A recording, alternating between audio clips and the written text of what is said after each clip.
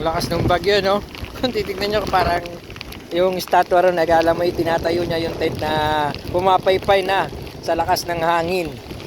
Pag, parang isipin mo na siya yung pumipigil para ito'y tuluyan tumumba, no? Huwag naman sana itong liparin ng todo, no? Baka tangayin papunta ron sa mga sasakyan. Kasi tignan nyo yung lakas, oh.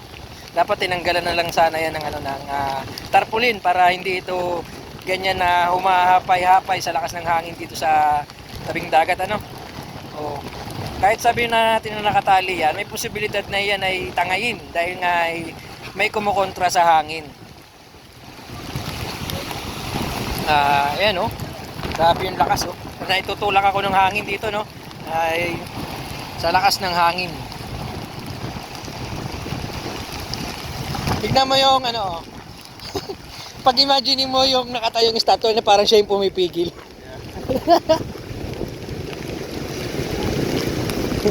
Pinipigil niyang liparin papunta rin. Yung tent na yan dun. Paano kung di nakatali yan, lilipad yan dun sa mga sasakyan na naka-ano. Ako, ayan o, delikado, baka po. Oh? Ang lakas. May pumunta pala rin itong ambassador. Yan, His Excellency Magsimo. Magtoro. Ito yung pre-reserve ko sa kanya naman.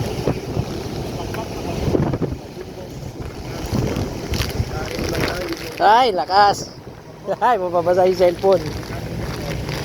Hindi tayo naka-iPhone. Uy, lumipad na. Lumilipad na yung mga basurang galing sa karagatan. Ayan.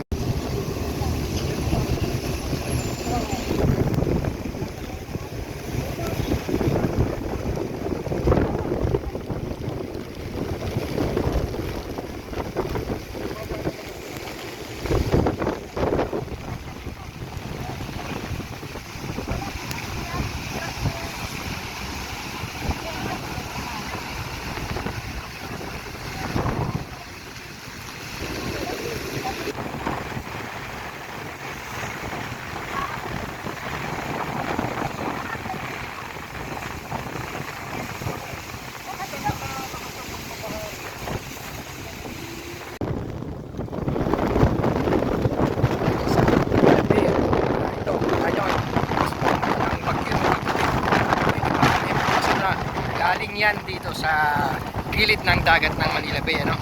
Ayan, oh, lakas ng hangin. Ito yung kasalukuyang ganap dito sa Manila Bay. At meron ditong namumulot din ng basura na kahit na sa masamang panahon ay para sa kanya ay blessing ito dahil dito niya nakukuha yung kanyang pangkain sa araw-araw. Ayan. Pinipilian niya po yung basura ng mga pwede niyang mapakinabangan at maging pera ito, no? Nakakaawa yung pamumuhay sa araw-araw ay dito nila kinukuha yung kanilang kakainin. Kahit sa masamang panahon ay kinakailangan niyang lumabas ng kanyang bahay upang makahanap ng kanyang pagkakakitaan para sa pagbili ng kanyang pagkain at pangangailangan, ano?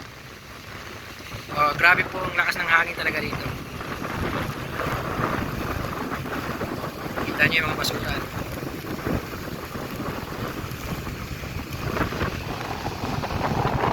Itong tambak na ito ay ito yata yung nagsisilbing harang dito para sa mga basura sa dagat, no? Kaso lang nagkasila-sila na kaya dito na siya naitambak. Ang laman po ng balot na yan ay puro styrofoam. Makikita niyo styrofoam. Taas, hangin. Yan, oh, styrofoam po yung laman yan. Yan yung palutang-lutang sa dagat na nagsisilbing harang para sa mga basura na tinatangay. Yan ang kahabaan ng Ross Boulevard yan. Diyan tayo.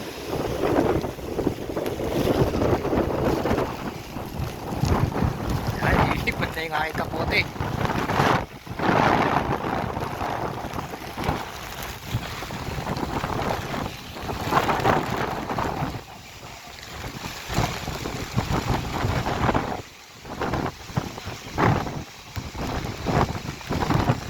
Grabe, oh.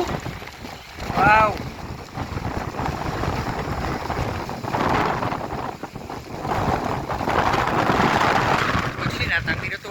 yung hangin sa lakas, ano?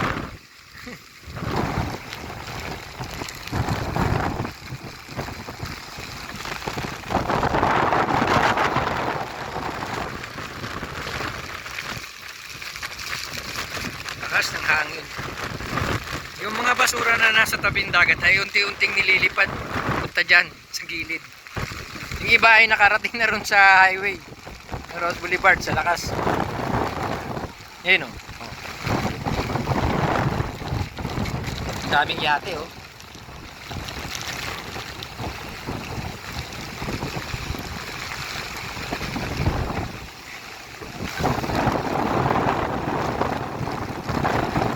Ayan. Nagliparan na ang mga basura. Ayan oh. Oh.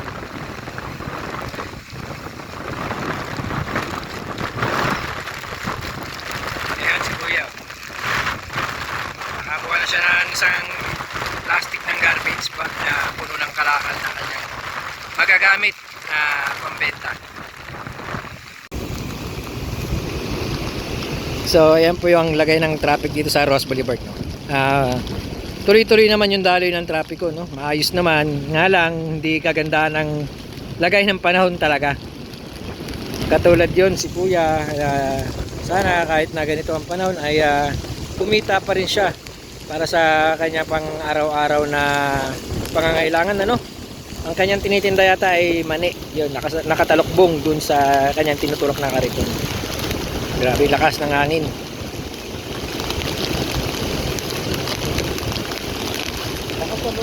Siguro kung ang timbang mo rito ay mga 5 kilo lang, maitutulak ka talaga nito. Lakas.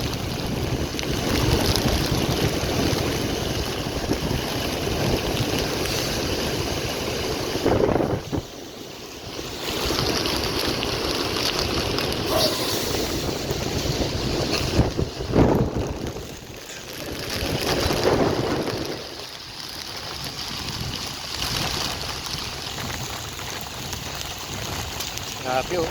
Oh, natanggal na yung balot. Mas mainam pa na matanggal nga talaga yung balot na yan ng tent na yan kasi pwede kasi talagang liparin yan. Maging dahilan ng pwedeng pagka disgrasya ng tatamaan tao o sasakyan, ano. Mainam pa na matanggal yan.